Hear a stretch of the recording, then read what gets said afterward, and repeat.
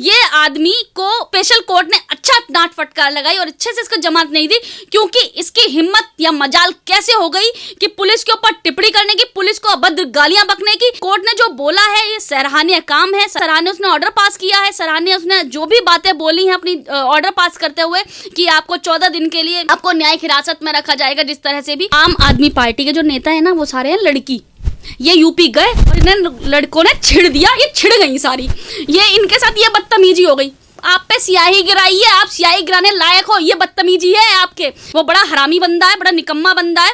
इस बंदे को केजरीवाल कहाँ सो गए हैं? अरविंद केजरीवाल को तुरंत वहां पे फ्रंट में आके बोलना चाहिए था, या उसे फटकार लगानी चाहिए थी कि आपने ऐसी किस तरह की आप धमकियां दे रहे हो। यूपी के सीएम हैं, योगी आदित्यनाथ के ऊपर टिप्पणी करता है, उन्हें गालियां बकता है, उन्हें कितनी गंदी गंदी अभद्र टिप्पणियां करता है। इवन जो आदमी अपनी औरत की ही नहीं इज्जत कर पाता, इस आदमी ने अपनी औरत को कुत्तों से कटवा दिया। मैम, आम आदमी पार्टी के विधायक सोमनाथ भारती, जिन्होंने अभी कुछ दिन पहले सीएम योगी आदित्यनाथ को धमकी दी थी और वहां के पुलिस प्रशासन से बदतमीजी की थी, और आज विशेष कोर्ट में उन्होंने जमानत याचिका डाली थी, जो कि विशेष कोर्ट ने उसे ठुकरा दिया, मतलब इनकार कर दिया, और उसके बाद इन्हें 15 दिन तक और पुलिस के कस्टडी में रहना पड़ेगा। जमानत नहीं मिली मतलब इन्हें।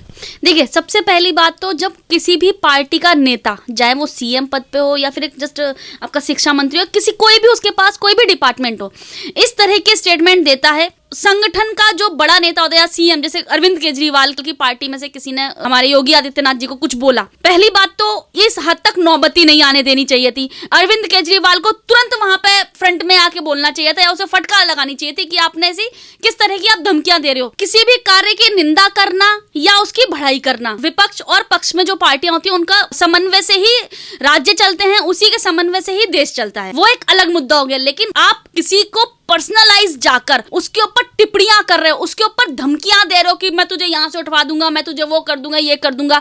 और इवन जब आपके ऊपर काली स्याही गिर दी जाती है, वो काली स्याही सो कॉल सब बंदों को पता है, हर बंदे को पता है कि वो किसने गिरी थी। मैं खुद आपके चैनल के माध्यम से बोलती हूँ, कांग्रेस की पार्टी की तरफ से गिरी थी, वो लड़के ने गिरी थी, जिस लड़के ने, ठीक है, तब भी आप बीजेपी पे लगाते हो।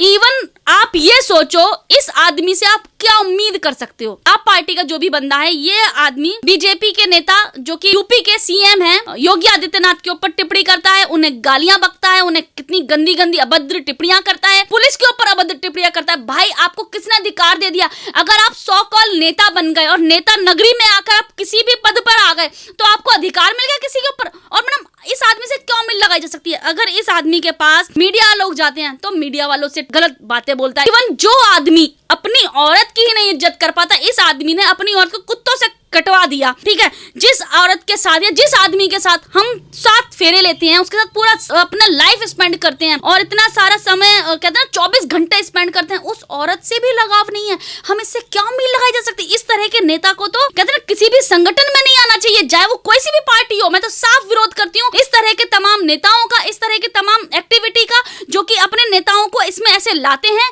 गंदी छवि वाले नेताओं को लाते हैं, जो अपनी बीवियों को कुत्तों से खिलवा देते हैं, उससे हम उम्मीद लगाएं। और रही बात, ये आदमी को स्पेशल कोर्ट ने अच्छा डांट फटकार लगाई और अच्छे से इसको जमानत नहीं दी, क्योंकि इसकी हिम्मत या मजाल कैसे हो गई कि पुलिस के ऊपर टिप्पणी करने की, पुलिस को अभद्र गालियां बकने की। आज कोई 100 कॉल नेता बोल रहे, कल को कोई भी गली का उठता हुआ ऐसे बोल जाएगा, उसकी कोई अपनी रिस्पेक्ट नहीं है। इस तरह से तो हमारी जो देश की एग्जीक्यूटिव बॉडी है, जिसको हम पुलिस बोलते हैं, एग्जीक्यूटिव बॉडी की तो कोई वैल्यू नहीं रह जाएगी। कोई भी तमाम चलता हुआ उसे कोई भी कुछ बोल जाएगा, आप वो तो फिर अपना फेयर इन्वेस्टिगेशन ही नहीं कर पाएगी, डर के मारे कि भाई मेरा डिफेम हो जाऊंगी मैं, या मेरे को इस तरह से टिप्पणियां कर दी जाएंगी। कोर्ट का सीरियसली, कोर्ट ने जो बोला है ये सराहनीय काम है, सराहनीय उसने ऑर्डर पास किया है, सराहनीय उसने जो भी बातें बोली हैं अपनी ऑर्डर पास करते हुए कि आपको 14 दिन के लिए को न्यायिक हिरासत में रखा जाएगा, जिस तरह से भी बिल्कुल ठीक बोला है, क्योंकि ये आदमी इसी तरह से लायक है। वरना अगर इसको जमानत मिल जाती ना, ये सोचता कि 100 कॉल में नेता हूं इसलिए मुझे ऐसा मिल गया। और सबसे बड़ी बात, मुझे तो ये बात समझ नहीं आती कि ये लोग, आप पार्टी मैडम दिल्ली के अंदर है, 100 कॉल दिल्ली के अंदर आपने क्या काम किया है?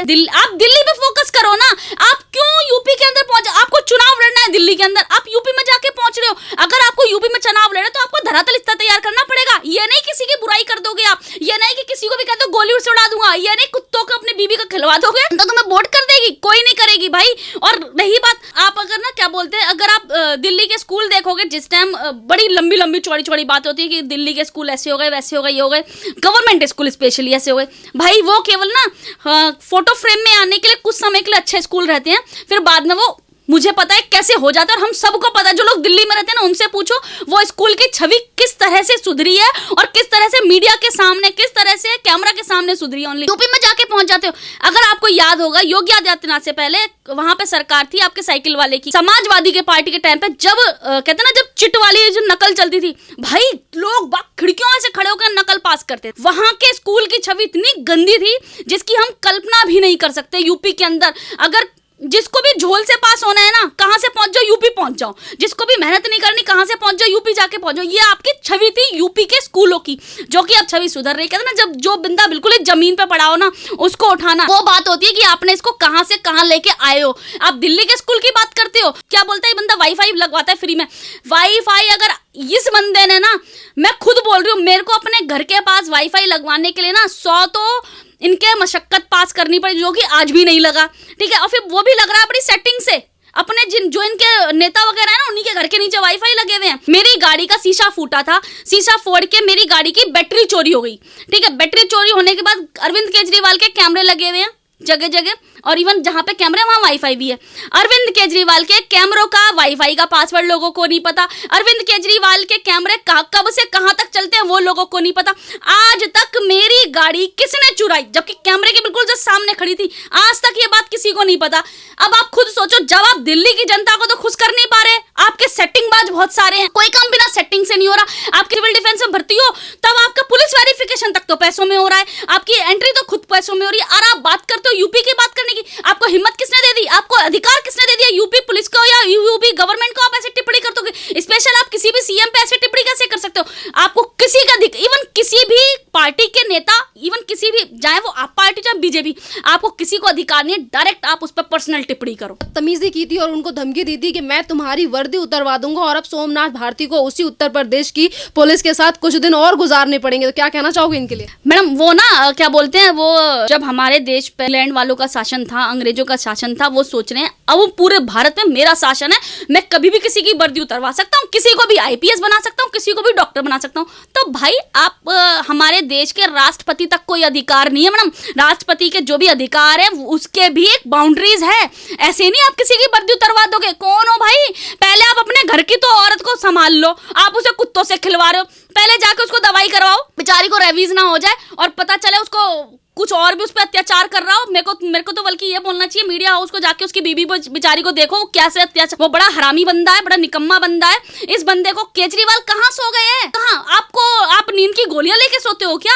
आपको अभी तक नींद नहीं खुल रही है क्या? आपका नेता इस तरह से एक्टिविटी कर रहा है, आपकी छवि और खराब हो रही है। आपने जो थोड़ा बहुत दिल्ली में काम किया भी है ना, वो भी काम मट्टी में मिला रहे हो दूसरे स्टेट के सीएम को बोल के या उसकी पुलिस को। भाई कितने अधिकार दिया, मैं तो बार बार यही बात बोलूंगी, सेम ऑन यू। मैम यहाँ पर ये भी बात है कि जिस तरीके से इनके विधायक एक तरफ तो पुलिस प्रशासन के साथ बदतमीजी करते हैं, और फिर योगी आदित्यनाथ को लेकर वैसे भी कई बार कॉल आ चुकी है। सोमनाथ भारती एक विधायक हैं आम आदमी पार्टी के, उसके बाद ये इस तरीके की बातें करते हैं कि योगी आदित्यनाथ का मरना निश्चित है, वो मर कर रहेगा। मतलब इस तरीके से गुंडागर्दी, तमाम तरीके के लोग अब ये भी कह रहे हैं, तमाम लोग सोशल मीडिया पर, कि आम आदमी पार्टी में कुछ ऐसे पार्षद भी हैं जो दिल्ली को जलाते हैं, और कुछ इस तरीके के पार्षद हैं जो इस तरीके की गुंडागर्दी दिखाते हैं। तो क्या चल रहा है सरकार में और इनकी पार्टी में? देखिए मैम, बिल्कुल गुंडागर्दी बोलूंगी। जब आप मैं हर बार यही बोलती हूँ, हर किसी से बोलती हूँ, जब हमारा एक स्टेटस आ जाता है ना, जब हम एक ओहदे पे आ जाते हैं तो हम स्टेटस सिंबल हो जाते हैं।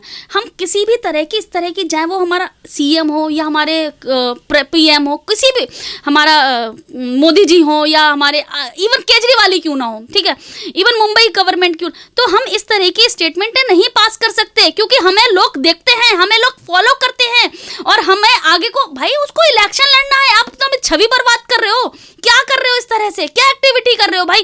कभी तो आप आके वालों को गाली बक देते हो, मीडिया वालों के बारे में कुछ बोल देते हो, कभी सीएम के बारे में, जबकि सीएम इतने हाई रिस्क पे हैं। जैसे कि आपने बोला कि उनको धमकी भरी कॉल्स आ रही हैं या धमकी भरे मैसेजेस आ रहे हैं, उनको इस तरह से जान की वो हो रही है। आप इतने नाजुक समय में उनको इस तरह की स्टेटमेंट दे रहे हो। भगवान ना करे अगर उनको कुछ हो तो आपका क्या हाल होगा, सोचा है आपने कभी? कहते हैं ना, जब अगर क्राइम हुआ हो ना, वहां पे क्राइम सीन पे अगर जो विटनेस भी होता है ना, तो उसकी बड़ी वैल्यू होती है। डाइंग डिक्लेरेशन एक वर्ड होता है मैम, अगर कोई मर जाए ना तो अपनी डिक्लेरेशन देता है, तो वो एक एविडेंस का पार्ट बन जाता है।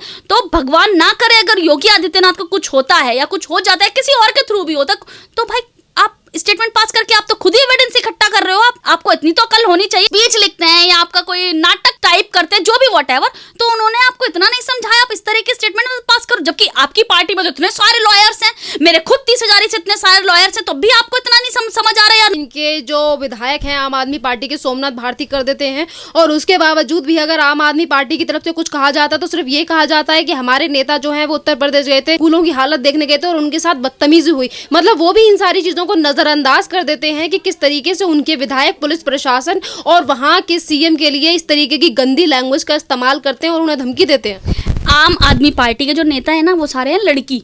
ये यूपी गए और इन्हें लड़कों ने छिड़ दिया, ये छिड़ गई सारी, ये इनके साथ ये बदतमीजी हो गई। आप पे स्याही गिराई है, आप स्याही गिराने लायक हो, ये बदतमीजी है आपके। आप थप्पड़ खाते हो, थप्पड़ खाने लायक हो, छिड़ रहे हो क्या?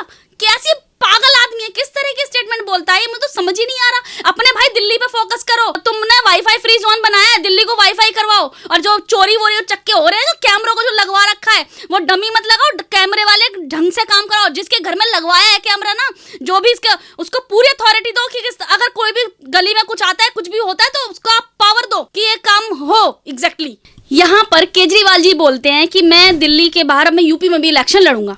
ठीक है, मुझे ये बात समझ नहीं आ रही। पहली बात तो दिल्ली में काम नहीं कर पा रहे, चलो ठीक है, आप फिर भी 100 कॉल अगर यूपी में जाके चुनाव लड़ते हो, आप यूपी में आके चुनाव लड़ते हो, वहां पे आप पुलिस के बुरे हो जा रहे हो, पुलिस के बारे में गंदी बातें बोल रहे हो, मीडिया के बुरे हो जा रहे हो, वहां पे सीएम के बुरे हो जा रहे हो, वहां पे जनता के बुरे हो जा रहे हो। आप चुनाव क्या धरातल लेके लड़ोगे? आपका क्या औचित्य हो जाएगा लड़ने के लिए? वहां पर भी हारोगे भाई, वहां पे हारोगे। आपकी अगर ये छवि रही, आपका ये स्टेटस रहा, आपका ये बात करने का नजरिया रहा, आपको जनता को नहीं रिझा पा रहे, जनता वहां की फ्री चीजों से नहीं रिझेगी। पहले सुन लो, वो यूपी है, यूपी से ना, कहते हैं ना, यूपी से राजनीति निकल के आई है, दिल्ली नहीं है, वो यूपी है। वहां पे जनता फ्री के बहाने पे नहीं आएगी, वहां पे आपको कोई और एजेंडा लाना पड़ेगा। ठीक है, तो आप उस एजेंडे पे फोकस करो, आप ऐसे एजेंडे पे मत फोकस करो कि आप इस तरह की एक्टिविटी करो या इस तरह की स्टेटमेंट पास करो और आप बिल्कुल नीचे धूल में चले जाओ। धन्यवाद मैम।